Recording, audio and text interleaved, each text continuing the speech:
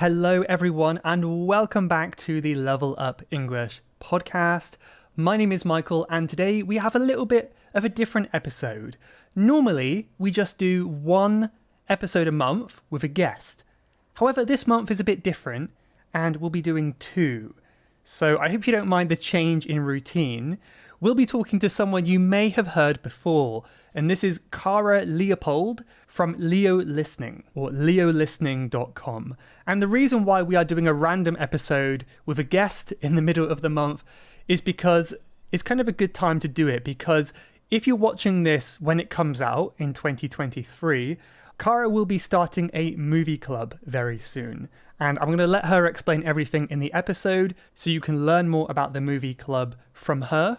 And today we'll be talking a little bit about the benefits of that, learning English by watching movies, also the benefits of learning as a group.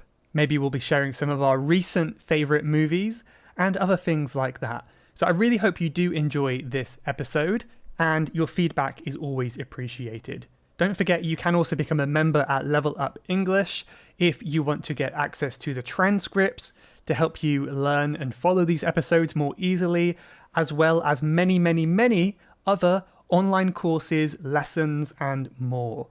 But for now, let's get into our conversation with Cara. Once again, thank you for listening. Hello, everyone, and welcome back. I am joined once again by Cara, who you may have seen on a previous episode. So welcome. How are you? Hi, Michael. Thank you for having me back. I think it's been a couple of years. I don't know if we did a video last time, so maybe people haven't seen me. Maybe they just heard me. Maybe they don't remember. So I'm sure they do. I think you're right, though. I think you might have been one of the pre-video episodes. So it's nice to have you back, and hopefully people are happy to see you as well and meet you properly. Well, I hope so. Well, this is a bit of an unusual episode for me because I don't normally do more than one conversation a month, but I thought this is a kind of a special time, and it's something, you've got a lot coming up as well, haven't you? So before we get into our conversation today, would you like to tell us a little bit about your movie club and other stuff you're working on these days? Yeah, sure. Yeah. So I'm Cara, and I run a website called Leo Listening. And yeah, one of the main things I do is running a movie club. So the idea is that, English learners who love watching films come together, and I help them, understand the movies, and then we discuss them together, because I think that movies are better together, not just watched by yourself. And often you understand them better when you're discussing them with other people who can help you. And you also kind of watch them in a less superficial way when you're discussing them together, all those good things. And I've been kind of reworking the movie club recently, improving it, adding archives from previous rounds, which are going to be like mini courses within the club. So yeah, there's been a lot going on, a lot of new additions, which I'm excited about, and I'm still working on, so I really need to speed that up a little bit. Otherwise the idea is we watch and discuss a new movie each month, and I give you sort of the tools to understand it and learn from it. So and very soon I'll do a sort of 1 week version for people who want to try it out. So instead of using a whole movie, we'll use clips. To be honest, I use movie clips a lot in the main club, because they're really useful for sort of doing more detailed work on pronunciation and listening. And it's much easier to work with a 2-minute clip than with a 2-hour movie. Although it's very nice to discuss the 2-hour movies, but they can be a bit overwhelming. So that's what's going on with me. Yeah, amazing. That's cool. That's great.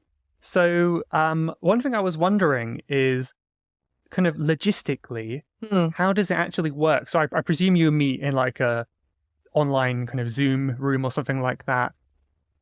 Is it like you're watching and talking at the same time, or do you watch and then how does it work in a right? Yeah. So we actually I've always kept it really simple. So Yeah, when we watch a new movie each month, basically everyone in the club just goes off and just watches the movie on their side. So they have to find it. So, sometimes people are lucky and they have the DVD at home, or they stream it somewhere, or there's someone who goes to her library. Her local library has a really good selection of DVDs. Sometimes people download it illegally when we're really struggling. Of course, you don't condone that. No, of course not. Of course not. That's your problem if you download it illegally and you get into trouble. So everybody watches it on their side, and then they have a workbook and questions. So like as they watch, they can kind of like think about it and kind of get ready to discuss it with other people. So there's sort of that like individual stage. So people just watch it in their own time, however they want. And then, well, in the past we used to use a WhatsApp group, and now I'm moving to like a sort of more grown up discussion forum. So that's going to be on a separate website. But yeah, the idea then is once everyone's watched it, we start discussing it together. And then I also provide clips from the movie, and that's for doing listening and speaking tasks and pronunciation tasks. So I find those online. Usually on YouTube, you can find kind of official versions of like licensed versions of movie clips. So the sort of thing that doesn't get taken down a week later. So that's it. Then we've got a system where people in the club meet up with each other to discuss the movie. So we use a website called Meetsy, where you put in this might interest you actually, because I know you've got a community. And the idea is you put in your availability, and then Meetsy matches you with somebody else from the community, and you have a little chat together, and there's like built-in video chat, so you don't need like a separate system or whatever. And that's really nice. So people have like got to know each other more and have discussions together. And then at the end of the month, we have a Zoom session together. So, for further discussion. So yeah, lots of opportunities to discuss the movie, whether it's like in the forum with other members of the club and then with everybody together. Nice. I love hearing about new software and websites and things like that and apps. And I haven't heard of that before, and it sounds like exactly something that could be useful for me. So I might look into that, and maybe the listeners will notice me talking about it next episode or something. Yeah, no, definitely. I discovered it on a course I was doing, completely unrelated to anything to do with like language or teaching, and it was just a really nice way to meet the other participants. Like in a one-on-one setting, because when you're chatting on a discussion forum, it's kind of public, but it's nice to actually chat to people like in a more intimate setting where you've got the time to really get to know each other and have a discussion. So yeah, I got the idea from there. And I've been telling other teachers about it who have communities, because I think it's a really nice way to like strengthen the relationships between people. And also like, I don't think, as teachers, we don't need to be there all the time to hold people's hands, like they're quite capable. Mm-hmm. In Meetsy, you can add like questions. So you can give a kind of framework to help people so they're not completely on their own. But then, we can trust them to just go off and talk to each other. And often they enjoy that more maybe than talking to us. They'd rather talk to each other. One thing I just wanted to confirm, so you have a 1 week movie club coming up soon. It's September 13th, 2023. Is that right? If I understand correctly, is that kind of like almost like a preview? Like if people want to join the proper club, this is like kind of seeing what it's like, or have I understood it correctly?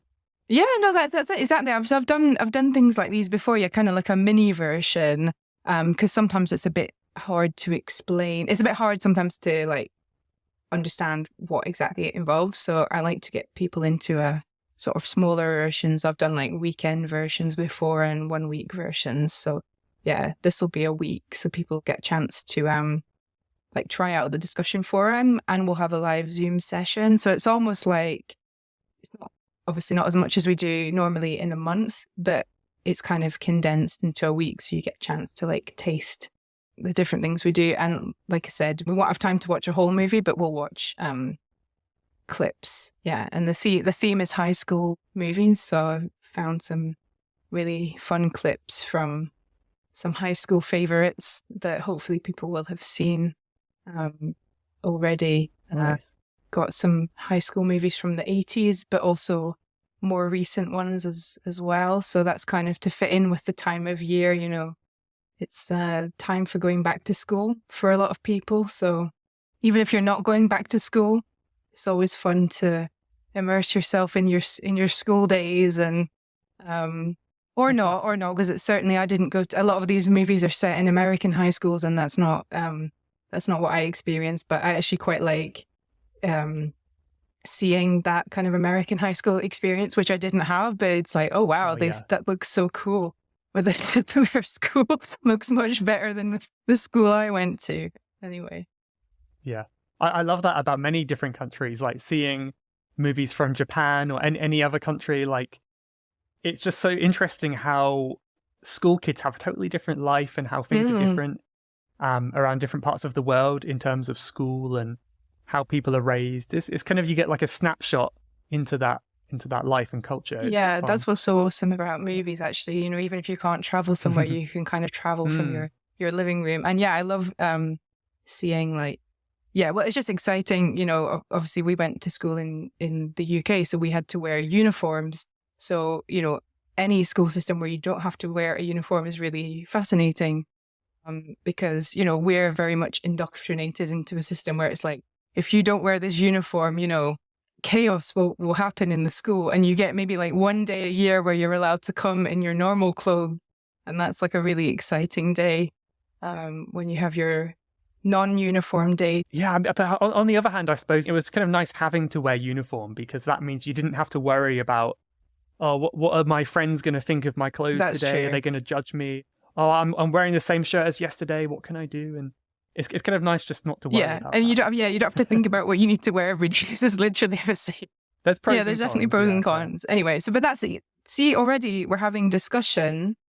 We haven't even watched a high school movie together. We've just talked about the concept, and already we're having a really interesting discussion about, you know, school in different cultures. So you can see how quite quickly, you know, movies lead to this kind of discussion. Yeah, but you need to have people to talk to about them. So this is why I really like, you know, bringing together people who like movies. So they're not just kind of watching them on their own and struggling and having no one to talk to about them, because, you know, having people to talk to, that really brings the whole thing to life. You know, it's not just the passive experience of watching. It's also then, you know, discussing, listening to what other people thought of the movie, noticing things you hadn't noticed. So yeah, that's the really fun part. Yeah. I know we already mentioned you have that feature to have one-on-one talks the students do with each other.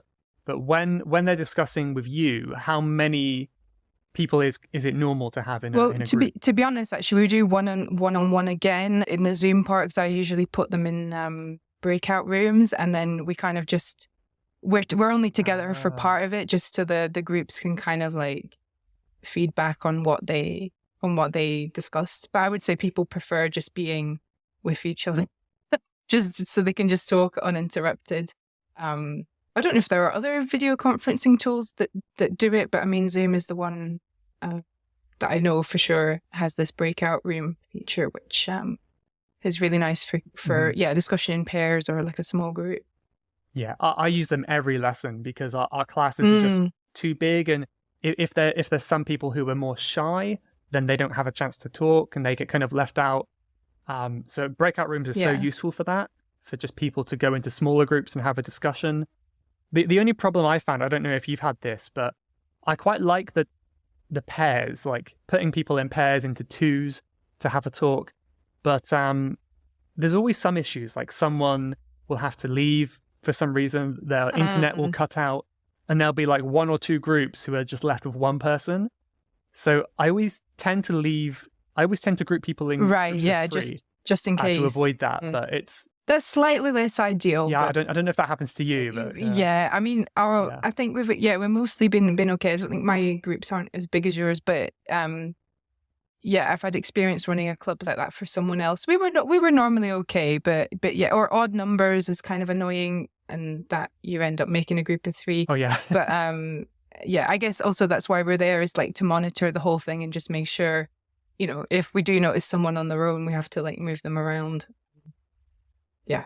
But I mean, that happens in real life as well. I mean, people don't get disconnected, but you still have to like manage groups and pairs and make sure it's all going okay. Yeah, there's a whole like another kind of area that teachers have to learn nowadays with all this technology and stuff like that. I don't know if you have to consider this as well, but sometimes you have to maybe think about the level of students. Like, you don't want to pair 2 students together. Maybe they're both really shy. You kind of want to make sure the personalities match up, perhaps, and things like that.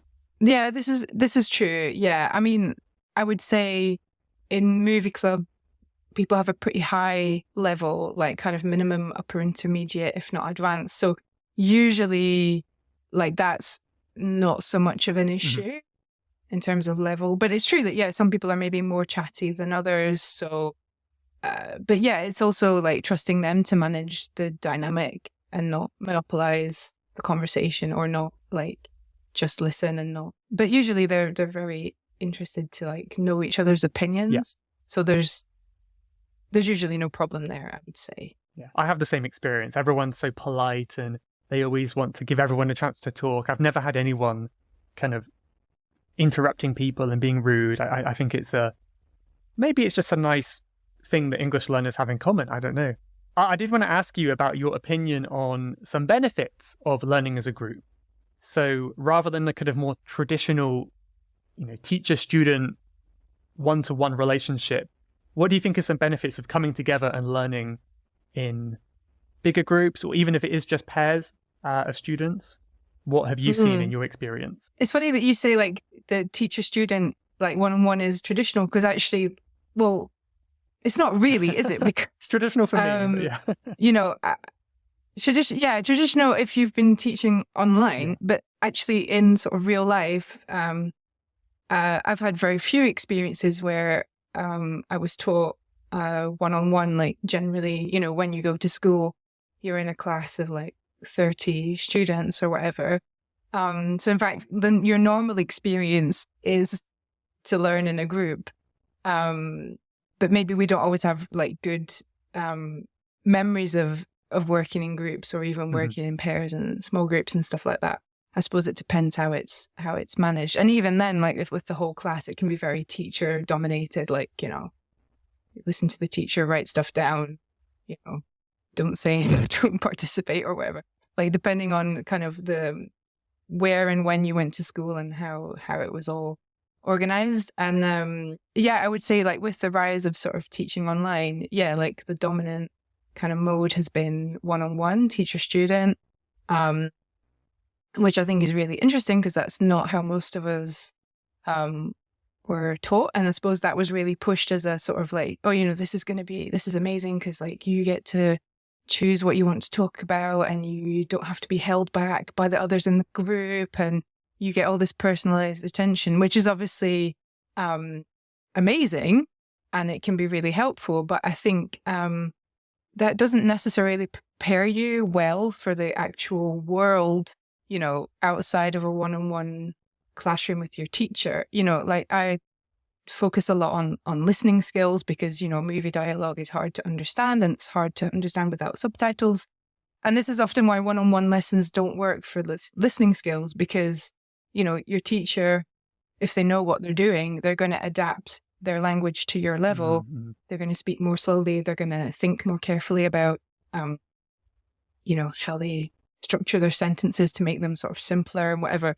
They do all these things to ensure that you understand. Whereas, once you step outside the classroom and you start actually talking to people, not just like native speakers, but, obviously English is spoken by so many people with so many different accents, so many different levels. There's so much variation. I think if you only do one-to-one teacher-student lessons, it doesn't really prepare you for what you're actually going to experience in the real world. Yeah. And that's why I think it's really cool to, put students together, because then they're actually talking in a situation which the situation they're most likely to encounter is talking to other learners of English with, variety of accents and, all those things. Yeah, I mean, that's been my experience too. And I always think, there are many people out there who think, I just want to listen to, received pronunciation English, and I want to practice with that. But I mean, firstly, if you compare the numbers on a kind of statistical point of view, there are so many more people who speak English in the world with other accents other than, that native British accent. And you're more likely to encounter them. And from a more experiential point of view, if, say, you come to London and you go to the common places where people go, like Big Ben or Buckingham Palace or whatever, central London, the people you're likely to meet in the street, I would say maybe 50% or more chance that they're not British. Sometimes I walk through London, I don't hear any English. It's all different languages. So maybe these group classes are quite a good representation of the real world in some places, right? Where you're hearing all these different accents that you need to get used to as well. Yeah, definitely. I mean, I totally agree for somewhere like London, because people think, oh, that's like quintessentially British, but it's like the biggest city in Europe, and there's a lot of, inward migration, a lot of people from all over the world there. So actually, I mean, if you wanted a real immersion in like authentic British English, you'd have to go to a smaller town or a smaller city. Yeah, we were in Glasgow and Edinburgh over the summer, and Edinburgh especially, it's a very touristy place. You hear a lot of, like Italian and Spanish and all sorts, really. And even in Glasgow, we're hearing more and more different languages, different accents. People from all over the place are coming. I mean, Glasgow is quite a big city. It's not as big as London, but it was maybe a bit less the case when I was growing up in Scotland and I was in a village. Although actually there were quite a lot of people from different countries in the village. There were at least 3 families where the mum was Dutch. So and not only, my parents mentioned to me like, oh, do you remember those Icelandic people we used to go and visit? And I'm like, what are you talking about? Like, we grew up in a village, but there was actually quite a lot of people from different places. So that was like my early introduction to people who are not native speakers of English, but living quite happily in Scotland with their accents, and so more diverse than you think. Yeah, absolutely. Yeah, I agree. Another one that I found personally is students learning from each other. I imagine you have a similar experience, but sometimes when one student doesn't know something, another student kind of fills in the blanks for them. And maybe that's happening directly, like they're giving them, oh, this is the answer, I believe, which is really helpful to the one who's learning, but also helpful to the person who's teaching, the student who's telling them, because teaching is a great way of learning and kind of solidifying the knowledge. But yeah, definitely. I think it happens unconsciously too, doesn't it? Like when another student is talking, you might notice something they did correctly or incorrectly that you can learn from in using your own English. So that's another idea. I guess you've found that as well. Oh yeah, definitely. Yeah, no, people can fill in each other's blanks and support each other. I mean, that's something I actually used to do sometimes. You talked about like levels, but when I used to teach in sort of physical classrooms, and there was a variety of levels in the same group, sometimes I would like mix stronger students with weaker ones, so that the stronger ones could help the weaker ones, which maybe they resented a bit, but like you say, it actually has this benefit of it consolidates your own knowledge. You can help the other person to improve. Yeah, with the specific case of movies, I mean, what I've noticed is that the members of the club, they sort of like, they notice things in the films that I didn't notice. So like they have insights that Oh. I didn't necessarily have. So I think that's really interesting because it almost puts them in a position of like power because they get to share this cool stuff that they noticed or this analysis they had of the film.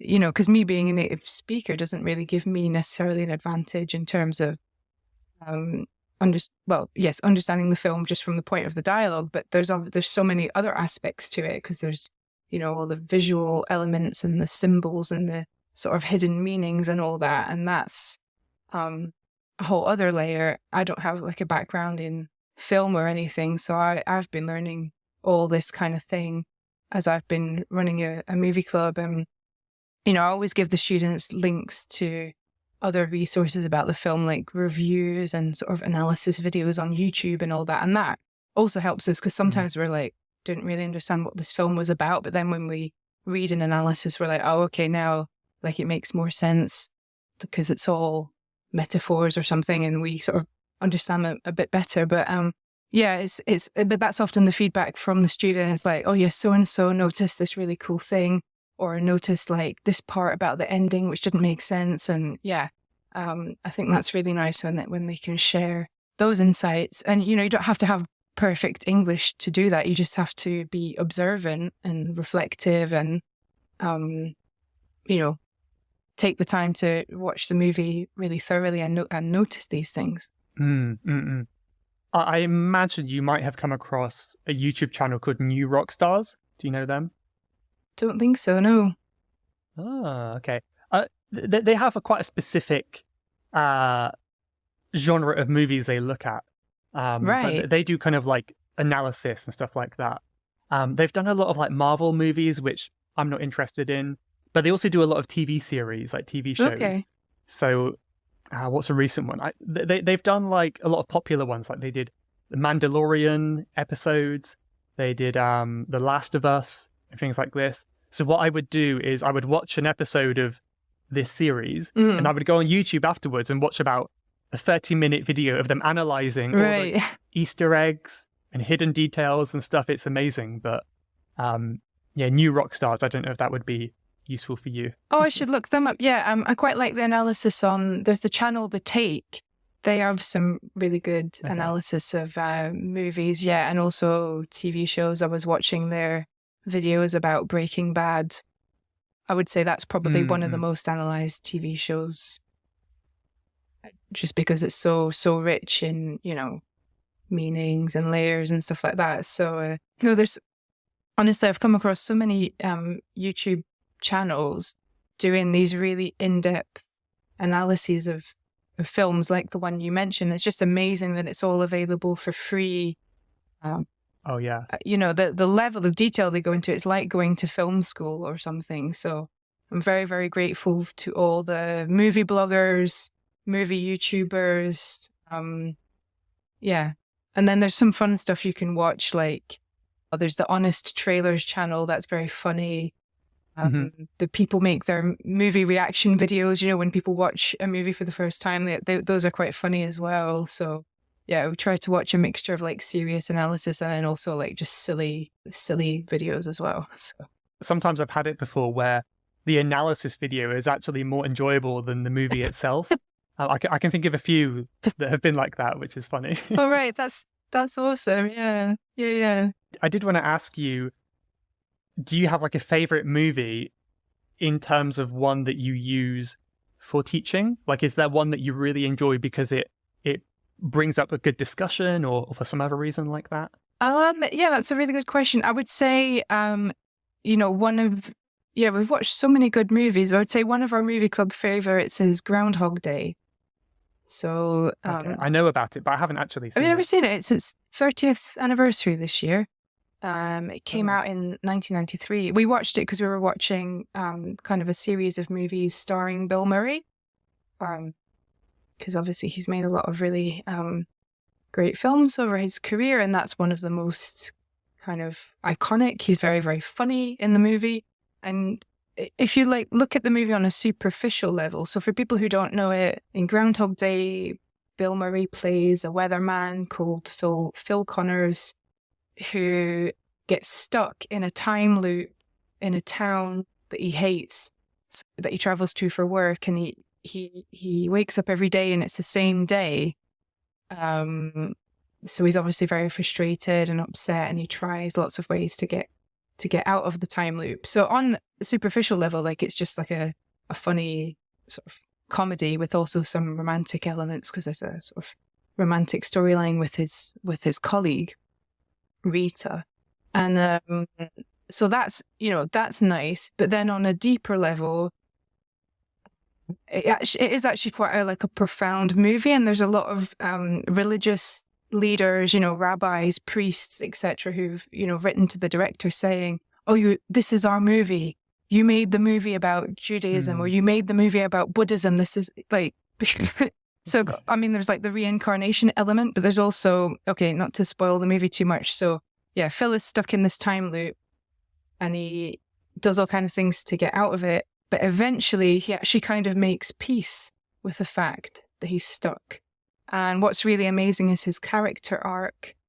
So I mentioned Breaking Bad earlier. Breaking Bad, we've got a character arc where somebody goes from sort of good family man to sort of like evil drug kingpin. And then in Groundhog Day, it's kind of the opposite. So Phil goes from a very selfish, arrogant, self-absorbed person to a helpful, kind, community-oriented guy with lots of interesting hobbies, because he eventually figures out a way to make the most of his time. So yeah, and I think that's a really good movie, and you can apply it to so many things. So one of my students said her dad was kind of worried about retirement, retiring from his job and not working every day anymore, and what's he going to do with his time? And I was like, well, he needs to watch this movie. Like, that will give him a new perspective.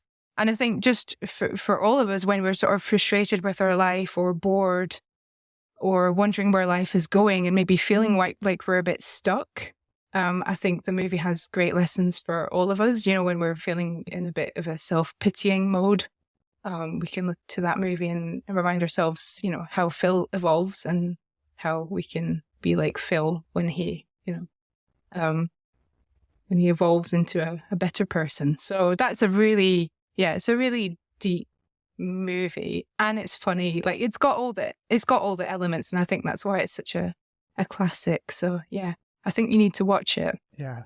It's one of those things that I basically know exactly everything that happens. I've seen clips of it on YouTube, and because it is such a famous movie, I'll probably watch it eventually. Yeah. It sounds good. Yeah, no, it is really, really good. It still holds up really well. I mean, obviously it looks a bit dated, but the message is so like universal and profound that, yeah, I think people will still be watching it in the decades to come.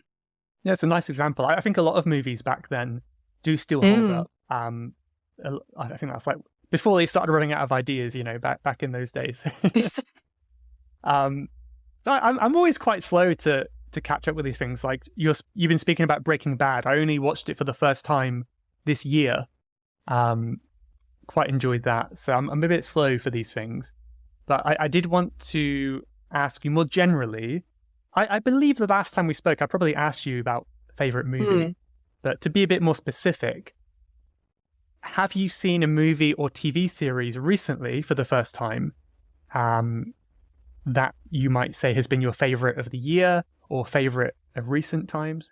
Oh gosh. Yeah, it's tricky because I would say I watch fewer TV series now just because I'm kind of busy watching a new movie every month in movie clubs. I live in France, and yeah, we usually watch quite a lot of like trashy just TV on the French TV, so just like stupid stuff, not even good, not even TV series, like silly dubbed versions of American TV shows. Although that said, the two like TV series that I have kind of been keeping up with are the series Dave, which is about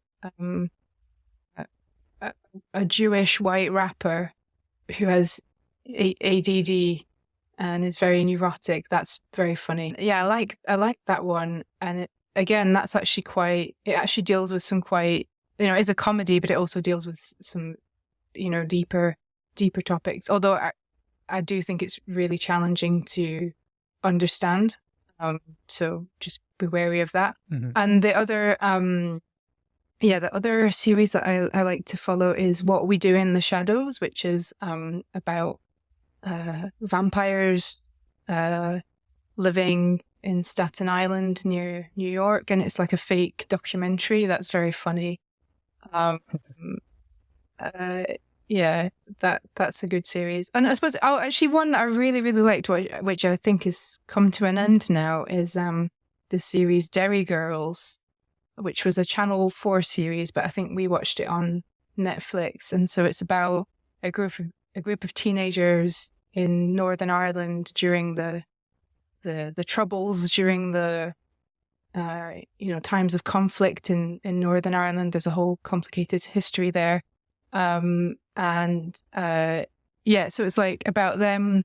It's very funny, and it's about them, as teenagers doing all the teenage things, but with also this backdrop of like bomb scares and stuff like this, because they're in Mm-hmm. Londonderry in Northern Ireland, and that was a really, really good series, really well done, a really good like recreation of the 1990s. So like, I think the kitchen in one of the girls' houses, like it's the exact same kitchen that my grandmother had in the 90s. Like it looks like the exact same cupboards and everything. Very, very, very authentic. Probably makes more sense if you are from the UK, but it's very challenging in terms of accent, because that Northern Irish accent is quite hard to understand. So approach with caution, and also maybe with a bit of background knowledge about what was happening in Northern Ireland at that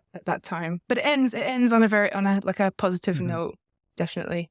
I mean, that's great, because you seem to be much more up to date, on the ball when it comes to TV stuff compared to me, because I haven't heard of any of them. I'm really far behind. I don't know a lot of this. You've only just finished Breaking Bad finished, like, I didn't follow it like in real time, but I mean, it finished in 2013. Yeah. And 10 years later, it started in like 2009. I'm 10 years out of date. I'm 10 years behind everything. You're 10 years out of date, yeah. I'm surprised you haven't like seen all the spoilers or something, if you wait too long, like. No, I mean, I've done pretty good at avoiding them. I just don't. Whenever I see something like that, I just click off. I'm quite proud of myself. It's like, I'll watch that one day. Don't spoil it for me. I mean, I do get a lot of questions from people asking, like, what's a good TV show to watch? So maybe I can just point them to you in the future, because I never know what to say. Yeah, I mean, I don't know if those are. I don't know if they're the best for English learners. I mean, yeah. I enjoyed them, but they would be challenging. Well, we're kind of running out of time a bit here, but I wonder if you could once again tell us a little bit more about the movie club, maybe both the 1 week one and the other one, and where people can go to find out more about that. Yeah, sure. So the 1 week club, so it's the Back to School movie challenge. It's going to be based on clips from famous high school movies like Ferris Bueller's Day Off or Mean Girls. So that's 13th to the 20th of September. You get a workbook, you get a discussion forum, and there will be a Zoom call at the end. I'll give you the link for that to put in the show notes. And then just after that finishes, I'll open the enrollment for like the main movie club. So that's like a monthly membership. So you can join it for a month just to try. If you like it, you can stay. If you don't like it, you can leave. It's absolutely up to you. And that comes with 30 like mini courses based on all the other movies we've watched. And then in addition to that, every month you like watch, understand, and discuss a new movie. So in October, which is more or less when we'll start, we'll do the enrollment at the end of September and then start in October. So in October, we'll watch a horror movie called Get Out, which is a really cool and recent horror film. So that'll be our movie for October. So if you want to join us, again, there will be the link somewhere under this, I'll put it near somewhere, this. I'll make it clear. On the internet. Yeah, somewhere. It'll be somewhere. Yeah, nice. Well, thank you so much. Really appreciate your time. You're welcome. Thank you. Thanks everyone for listening. You have been listening to the Level Up English podcast. If you would like to leave a question to be answered on a future episode, then please go to levelupenglish.school/podcast. That's levelupenglish.school/podcast. And I'll answer your question on a future episode. Thanks for listening.